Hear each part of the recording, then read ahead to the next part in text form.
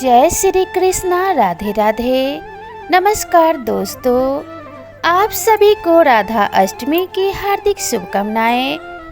आज भाद्रपद मास के शुक्ल पक्ष की अष्टमी तिथि है और आज ही के दिन श्री राधा रानी का प्राकट्य हुआ था और आज राधा अष्टमी का पवित्र त्योहार है। संसार में श्री राधा जैसी भाग्यवान कोई स्त्री नहीं है जिनके पति तीनों लोकों के स्वामी श्री कृष्ण सदैव उनके कंधे पर गलबैयां डाले रहते हैं। जहाँ भी श्री राधा जी जाती हैं, भगवान श्री कृष्ण उनके अधीन होकर साथ जाते हैं। श्री कृष्ण जी के वाम भाग से प्रकट हुई श्री राधा कठिन तप, प्रेम और सेवा करके ही श्री कृष्ण के प्रेम की स्वामिनी बनी और उन्हें प्राणों से भी अधिक प्रिय हुई है। आज मैं आपको सुना रही हूँ श्री राधा अष्टमी के दिन सुने जाने वाली बड़ी ही दुर्लभ कथाएं। तो इन कथाओं को बड़ी ही श्रद्धा और प्रसन्नचित मन से पूरा अवश्य सुनिएगा।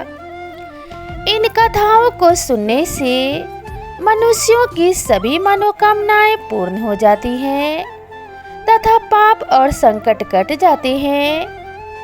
जो पुण्य 1000 कुंवारियों के विवाह से प्राप्त होता है, यानी 1000 कन्यादान करने से जो पुण्य फल मिलता है, वह राधा अष्टमी का व्रत एक बार करने से मिल जाता है। अगर पापी मनुष्य भी इस व्रत को भोग पूर्वक या भक्ति पूर्वक करता है, वह भी अपने 1 करोड़ परिवार के सदस्यों के साथ भगवान विष्णु के लोक में जाता है।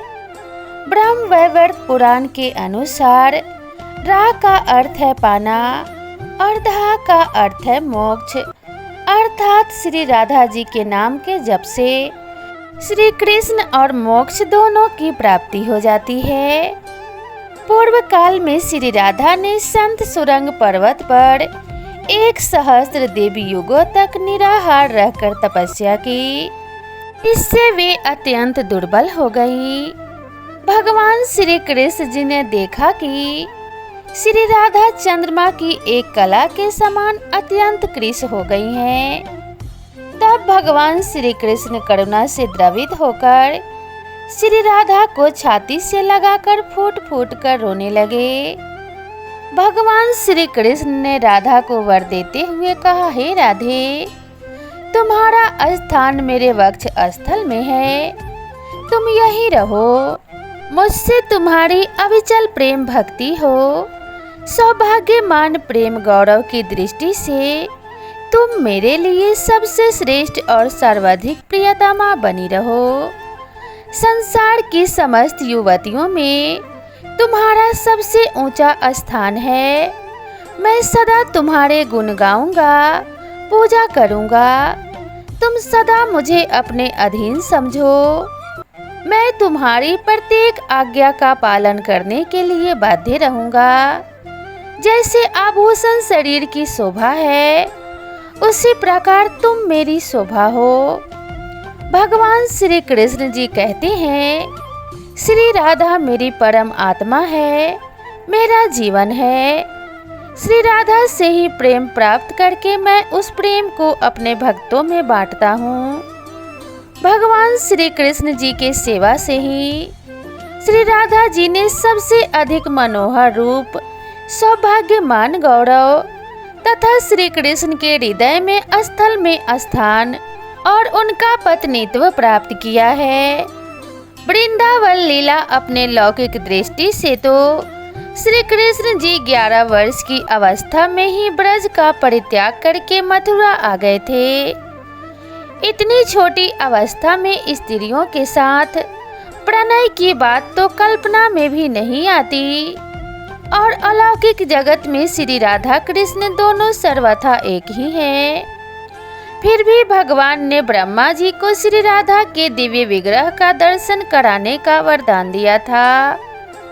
उसकी पूर्ति के लिए उन्होंने ब्रह्मा जी को एकांत वन में श्री राधा के दर्शन कराए और वहीं ब्रह्मा जी के द्वारा रसराज कृष्ण और महाभाव रूपी राधा की विवाह लीला भी संपन्न हुई। ये विवाहिता श्री राधा जी सदैव ही भगवान श्री कृष्ण के संग रहती हैं, परंतु छिपी रहती हैं। केवल कृष्ण कृपा होने पर ही साधक को इस युगल जोड़ी के दुर्लभ दर्शन होते हैं। पौराणिक कथाओं के अनुसार राधा माता गोलोक में श्री कृष्ण जी के साथ निवास करती थी। एक बार देवी राधा गोलोक से कहीं बाहर गई। जब वापस आई तो देखा कि कृष्ण भगवान गोलोक में नहीं है। उस समय भगवान श्री कृष्ण अपनी एक सखी विरजा के साथ गोलोक में घूम रहे थे।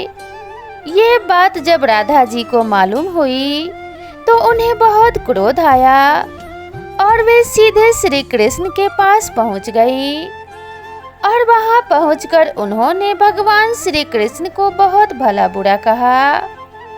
राधा जी का यह व्यवहार भगवान श्री कृष्ण के मित्र श्रीदामा को बुरा लगा और उन्होंने राधा जी को पृथ्वी पर जन्म लेने का श्राप दे दिया।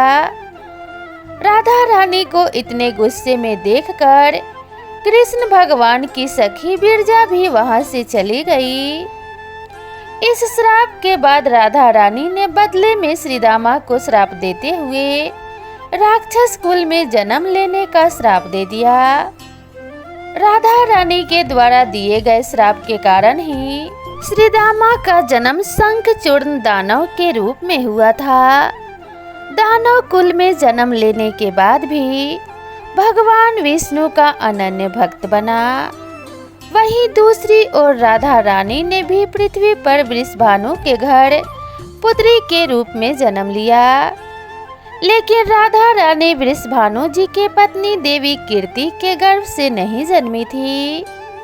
दरअसल जिस समय श्रीदामा और राधा रानी ने एक दूसरे को श्राप दिया, तब भगवान श्री कृष्ण जी ने राधा रानी से कहा कि हे राधे, अब आपको पृथ्वी पर देवी कीर्ति और वृषभानु जी के पुत्री के रूप में रहना है। इसके आगे भगवान श्री कृष्ण ने राधा रानी से कहा कि जब आप विवाह के योग्य हो जाएंगी तो आपका विवाह मनुष्य के अवतार में रायन नामक एक वैश्य से होगा। हालांकि वह भी मेरे अंश अवतारों में से ही एक होगा।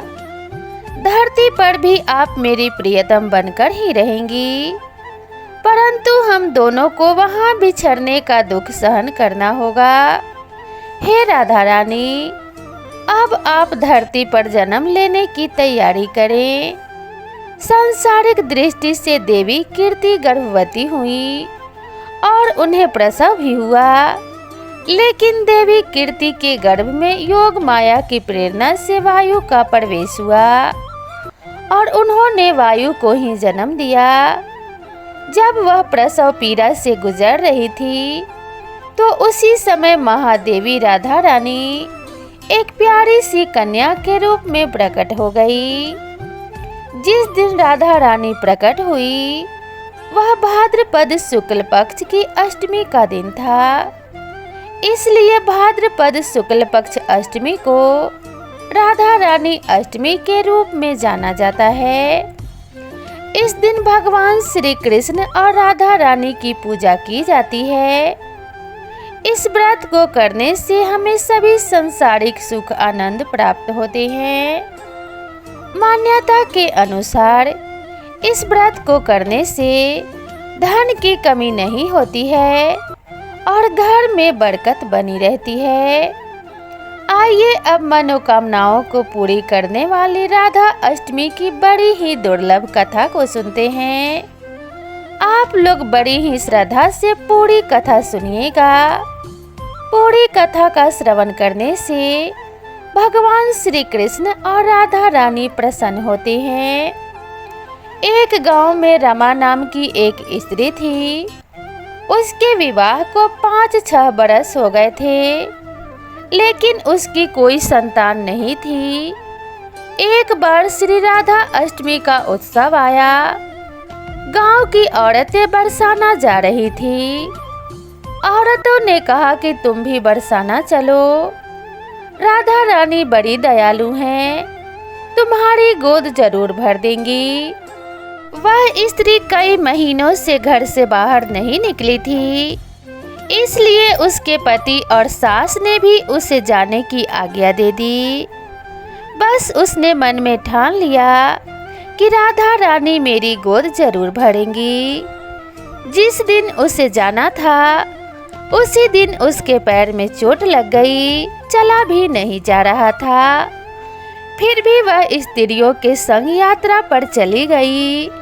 सारी रास्ते श्री कृष्ण जी का जाप और कीर्तन करती हुई गई और बरसाना पहुंचकर नहा धोकर राधा जी के मंदिर में जाने के लिए तैयार हुई। राधा जी के महल में जब जाते हैं तो ऊपर बहुत सी सीढ़ियां चढ़नी पड़ती है। रमा जैसे ही सीढ़ियों पे चढ़ने लगी तब वह स्त्रियों से बोली कि तुम लोग आगे आगे चलो, मैं धीरे धीरे सीढ़ियों से आ रही हूँ। मेरे पैर में चोट लगने की वजह से चला भी नहीं जा रहा है। 2-4 सीढ़ियाँ चढ़ने के बाद उसका पैर मुड़ गया और वह नीचे गिरने लगी। तभी एक 7-8 साल की कन्या ने उसका हाथ पकड़ लिया। रमा बोली, बेटी आज तुम अगर ना होती तो मैं नीचे गिर गई होती। वह कन्या बोली, माता ऐसे कैसे गिर जाने देती मैं तुम्हें। तब रमा ने पूछा, बेटी तुम्हारा नाम क्या है। वह बोली, लाडो नाम है मेरा, यही पास में रहती हूँ। वे दोनों सीढ़ियों पर बैठ गई। लाडो कहने लगी, माता मेरे लिए क्या लाई हो। ना कोई जान पहचान और लाडो ऐसे बात कर रही है। फिर रमा ने कहा, लाडो मैं कल तुम्हारे लिए कुछ न कुछ लेकर अवश्य आऊंगी, तुम्हें क्या पसंद है। तब लाडो कहने लगी, मुझे नथनी, गले का हार, कान के कुंडल, चूड़ियाँ, मेहंदी, घाघरा चोली, ये सब कुछ पसंद है, कुछ भी ले आना। इतना कहकर वह बालिका भाग गई। जैसे तैसे रमा भी मंदिर में दर्शन करके लौट आई। फिर रमा उस बालिका के बारे में सोचने लगी और बाजार में उसने गले का हार और चूड़ियाँ उसके लिए ले ली। अगले दिन उसी जगह जहाँ लाडो उसे मिली थी वह वहीं जाकर लाडो का इंतजार करने लगी। थोड़ी देर बाद उसको लाडो उसी जगह पर ही मिली।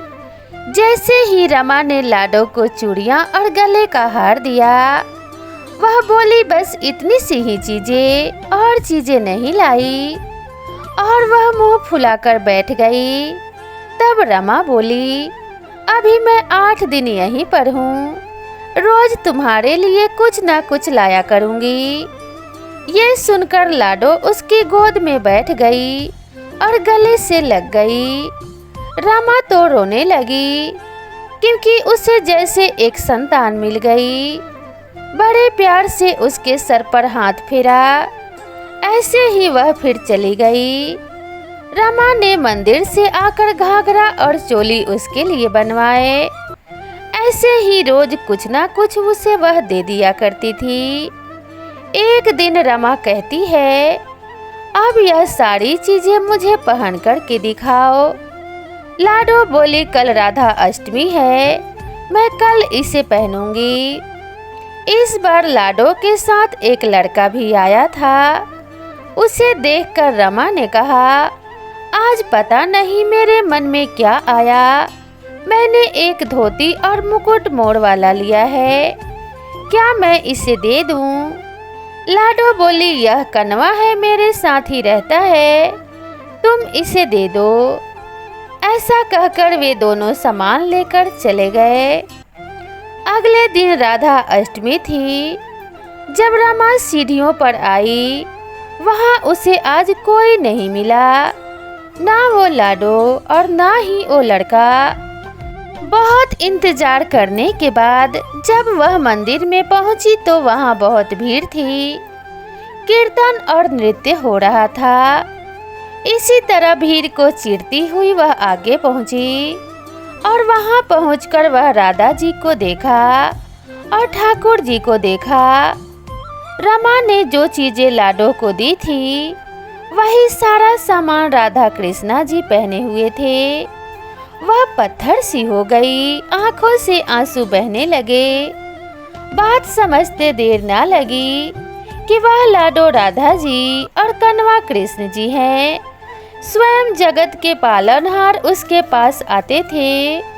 राधा जी उसके गोद में बैठती थी और उसे मातृत्व का सुख प्रदान करती हैं।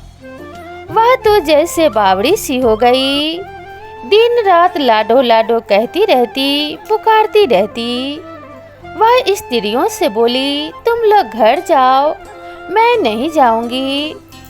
उसकी सास और पति भी उसे लेने आए, पर वह साथ नहीं गई।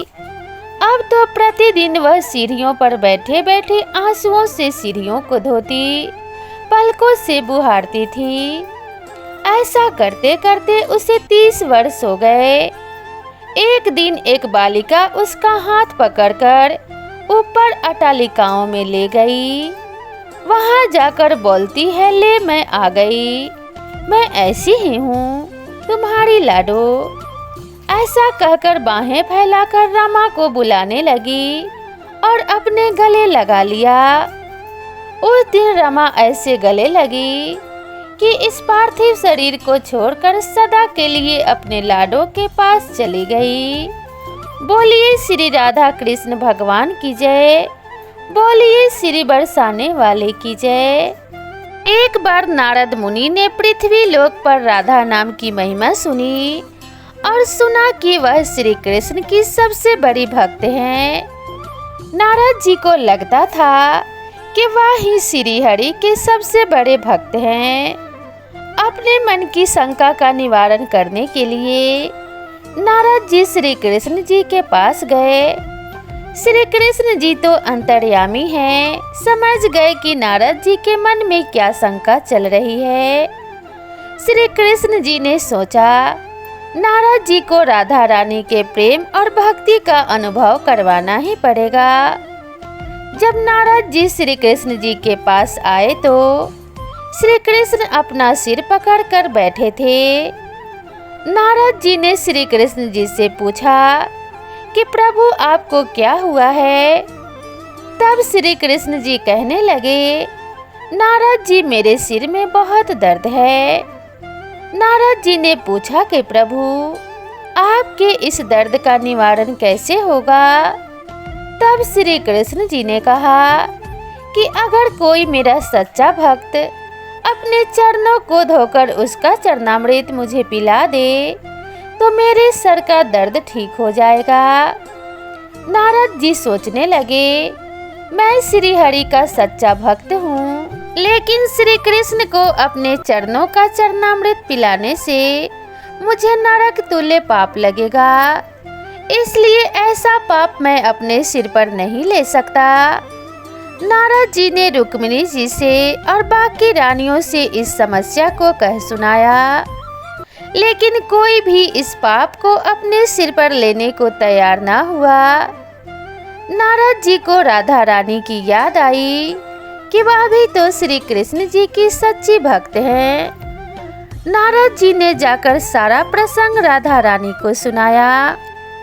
राधा रानी ने उसी समय एक पात्र में जल लेकर अपने चरणों को धोकर वह जल नारद जी को दिया और कहा कि जल्दी से जाकर इसे श्री कृष्ण जी को दे दो।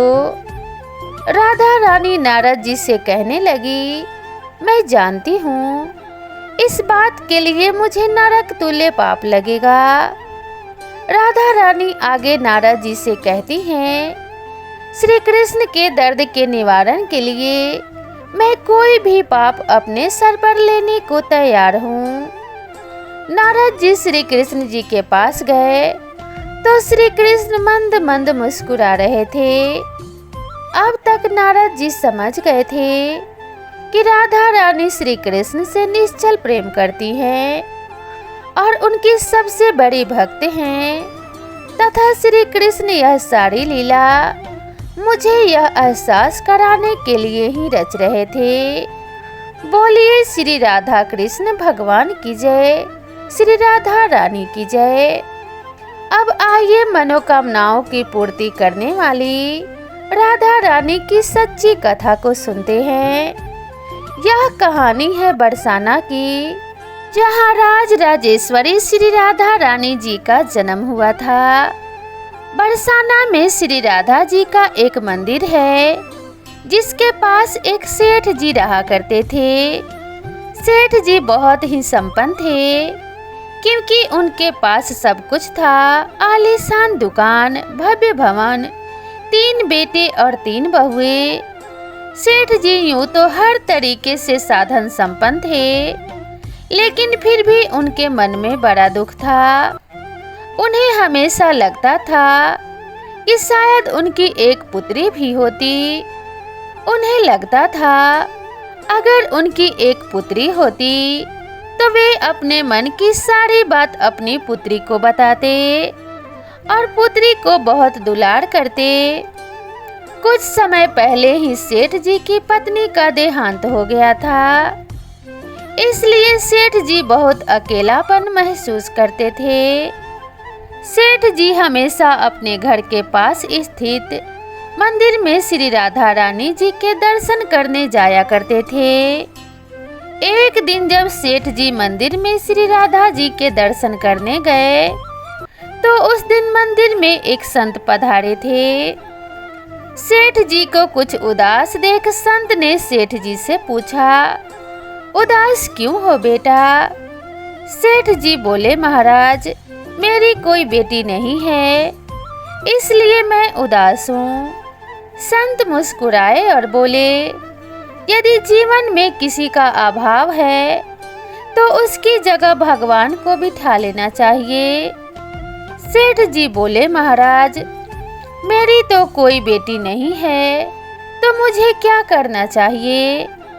संत बोले, अरे सेठ जी, जब तुम्हें बरसाने में वास मिला है तो तुम बरसाने की बेटी श्री राधा रानी जी को ही अपनी बेटी क्यों नहीं मान लेते? संत की यह बात सेठ जी को बहुत पसंद आई। उसी दिन सेठ जी ने श्री राधा जी का एक बड़ा सा चित्र मंगवाया और उसे अपने कमरे में लगा लिया। अब तो सेठ जी का जीवन ही बदल गया। वे उठते बैठते सोते जागते श्री राधा जी को अपनी बेटी मानकर उनसे बातें करने लगे।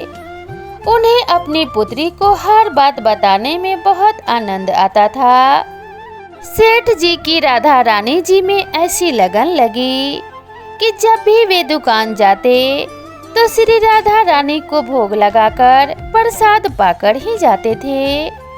शाम को लौटते तो राधा रानी को प्रणाम करते, उनसे बातें करते और भोग लगाकर फिर प्रसाद ग्रहण करते और हर समय श्री राधे संकीर्तन किया करते थे और हर समय प्रसन्न चित्त रहा करते थे।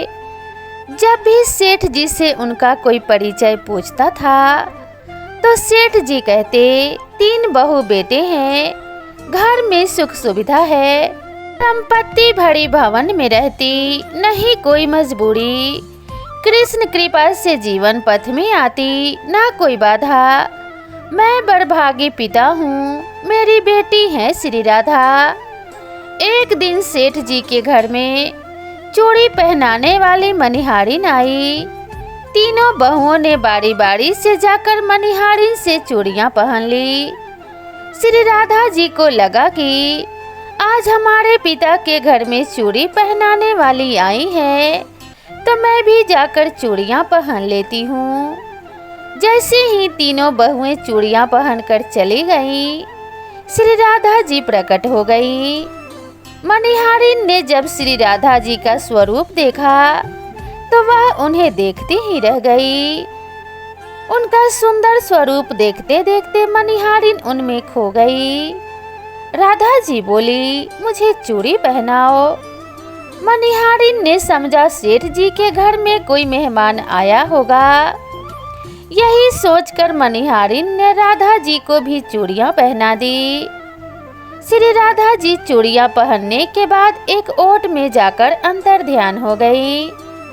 सभी को चूड़ियां पहनाकर मनिहारिन हमेशा की तरह चूड़ियों का पैसा लेने सेठ जी की दुकान पर चली गई। मनिहारिन को देखते ही सेठ जी बोले, घर पर चूड़ियां पहनाने गई थी, यह लो तुम्हारे पैसे। सेठ जी ने मनिहारिन को हर बार के जितने ही पैसे दिए।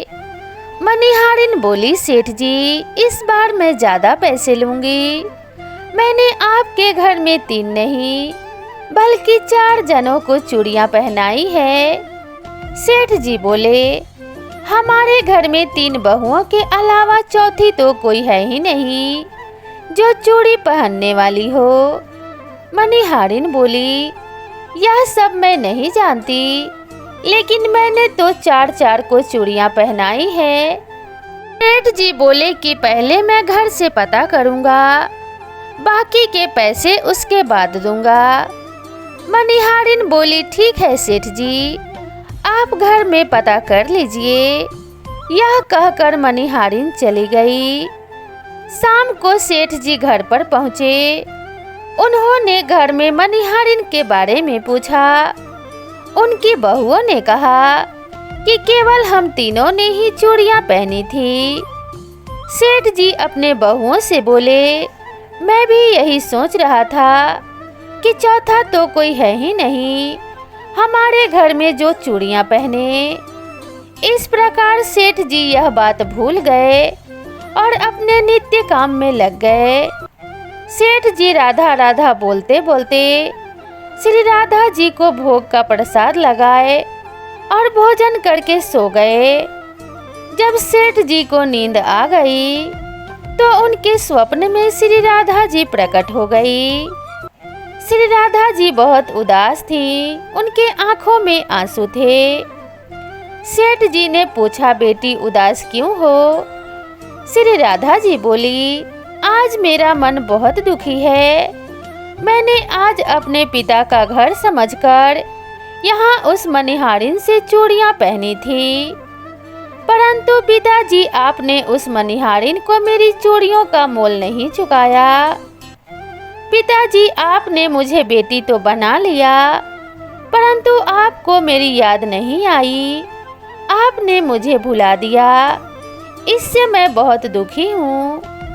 यह सुनकर सेठ जी सपने में ही रोते हुए बोले, बेटी मुझे क्षमा कर दो, मुझसे बहुत बड़ी भूल हो गई। सेठ जी तुरंत नींद से उठ बैठे, उनकी आंखों में आंसू बह रहे थे।